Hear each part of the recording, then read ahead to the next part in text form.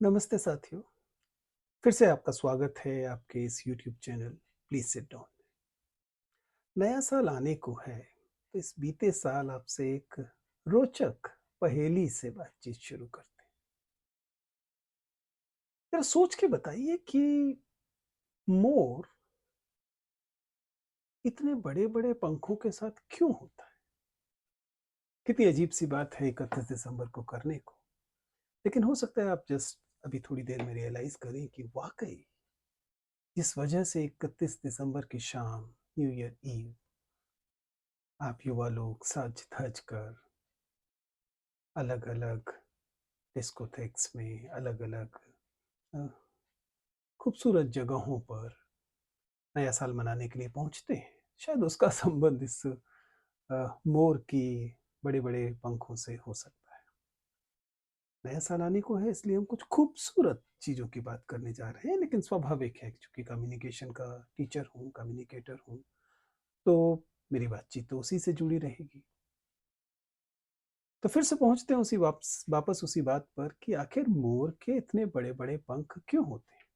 आपको शायद हैरानी होगी कि 60s में नोबेल प्राइज़ प्राप्त एक महत्वपूर्ण साहित्यकार जॉन स्टीनबैक ने एक बड़ा खूबसूरत कथन कहा था और उन्होंने कहा था कि याद रखो कि दुनिया की कुछ सबसे खूबसूरत चीज़ें दरअसल दुनिया की सबसे ज़्यादा यूज़लेस, अनुपयोगी चीज़ें भी हैं।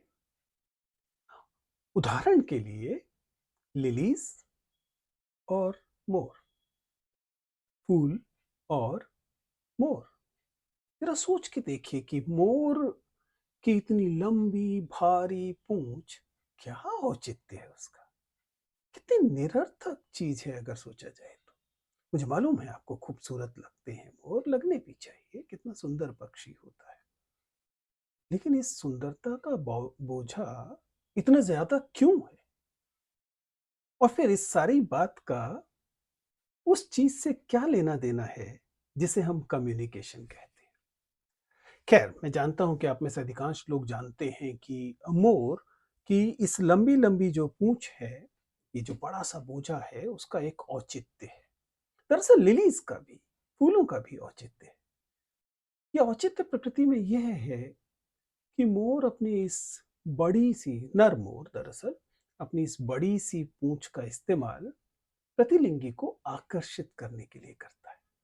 वो अपने स्वास्थ्य, अपने प्रजनन की क्षमता का प्रदर्शन करने के तौर पर इन बड़े-बड़े पंखों को रखता है और मोरनियाँ सामान्यतः मादा मोर जो है, वह उसी मोर का चयन करती हैं जिसके पास बड़े पंख, बड़ा शरीर, प्रजनन की ज़्यादा क्षमता होती है।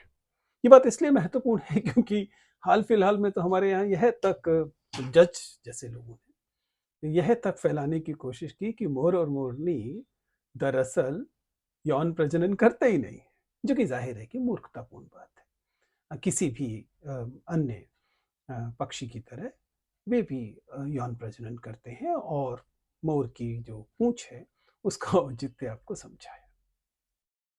आप में से अधिकांश पहले से इसे जानते थे।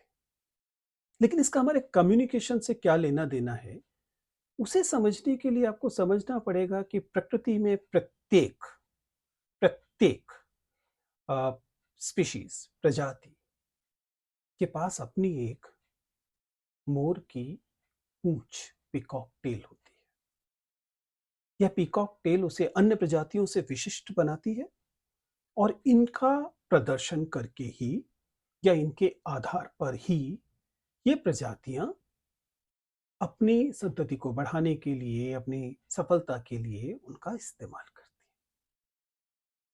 चाहे फिर यह बया का सुंदर सा घोंसला बनाना हो, मछलियों का तैरना हो, पेंगुइन या न किसी अन्य बर्फ में रहने वाले जीव का अपने आप को बचाना हो या किसी आप किसी भी प्रजाति को ले सकते हैं। सांकेतिक तौर पर हर प्रजाति की अपनी एक पीकॉक टेल, अपनी एक मोर की पूँछ है। जिस मोर की पूँछ का इस्तेमाल वे अपने क्षेत्र विशेष में अपनी प्रजाति के मायनों में सफल होने के लिए करते हैं। फिर एक कम्युनिकेशन टीचर होने के नाते मैं आपसे पूछना चाहता हूं कि जरा सोच के देखिए, मनुष्य की पीकॉक टेल क्या है? मनुष्य किन चीजों के आधार पर यह तय करता है कि वह सफल समझा जाएगा, वह प्रतिलिंगी को आकर्षित करेगा यदि बिल्कुल प्राकृतिक संदर्भ में देखा जाए तो? मनुष्य की यह पीकॉक टेल क्या है? दरअसल किसी भी प्रजाति के बारे में जब आप उसकी विशिष्टता जानना चाहते हैं तो आपको उस चीज को खोजना पड़ता है जिसके आधार पर वह प्रजाति अन्य प्रजातियों से भिन्न बनी है। मनुष्य यानी होमोसेपियंस, उनके पास ऐसी कौन सी चीज है जो अन्य प्रजातियों के पास नहीं है? जाहिर है वही मनुष्य की पीकॉक टेल होगी। जब आप इस चीज पर विचार करते हैं तो आप देखते हैं कि मनुष्य ने उद्विकास की प्रक्रिया में, उद्विकास यानी एवोल्यूशन, मनुष्य ने एवोल्यूशन की प्रक्रिया में कितनी महत्वपूर्ण चीजों को छोड़ा। वह सबसे तेज पेड़ पर नहीं चढ़ता, वह सबसे ज्यादा खूंखार प्रजाति नहीं है, उसके नाखून सबसे तेज नहीं है, उसके पास अन्य प्रजातियों को हराने के लिए दूसरे शारीरिक अवयव कोई सबसे तेज नहीं है। इसके स्थान पे मनुष्य के पास जो चीज है, जिसे आप बड़ा मस्तिष्क आमतौर पर मानते हैं, मनुष्य की दिमागी क्षमता मानते हैं, लेकिन उसका भी जो उद्देश्य है वह मूलतः ऐसी चीजों की कल्पना कर सकना है जो उनके सामने न हो। यही वह क्षमता है जिससे मनुष्य भाषा विकसित करता है और अंततः कम्युनिकेट करता है। सरल भाषा में कहें तो मनुष्य की पीकॉक टेल उसका कम्युनिकेशन है। मनुष्य जिस रूप में एक दूसरे के साथ संप्रेषण कर सकता है, दुनिया की संभवतः कोई और प्रजाति, संभवतः क्या निश्चित तौर पर कोई और प्रजाति ऐसा नहीं कर सकती। मैं क्या कहने की कोशिश कर रहा हूं? मैं सरल भाषा में सिर्फ इतना कहने का प्रयास कर रहा हूं कि यदि नर और मादा मोर के बीच चयन का आधार मोर की पूंछ बनता है, नर मोर की पूंछ बनता है, यदि बया के घोंसले ये तय करते हैं कि मादा किस नर को चुनेगी, यह घोंसले के आधार पर तय होगा।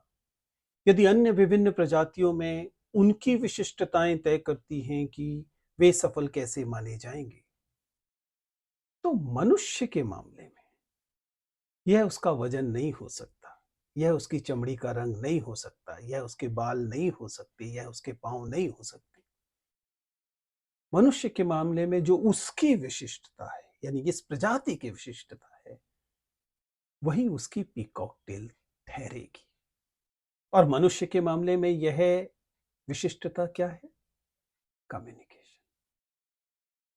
तो आज न्यू ईयर ईव पर जब आप किसी क्लब की तरफ जाएं, जब किसी रेस्तरां की तरफ जाएं और आकर्षक दिखने की कोशिश कर रहे हों ताकि आपकी ओर ध्यान जाए, तब ध्यान रखिएगा कि जिस चीज से तय होगा वो अनिवार्यतः आपके कपड़े नहीं होंगे, आपकी चमड़ी का रंग नहीं होगा, आपके बाल नहीं होंगे। सामान्यतः सबसे ज्यादा प्रभावी चीज होगी कि कुल मिलाकर आप क्या संप्रेषित कर रहे हैं।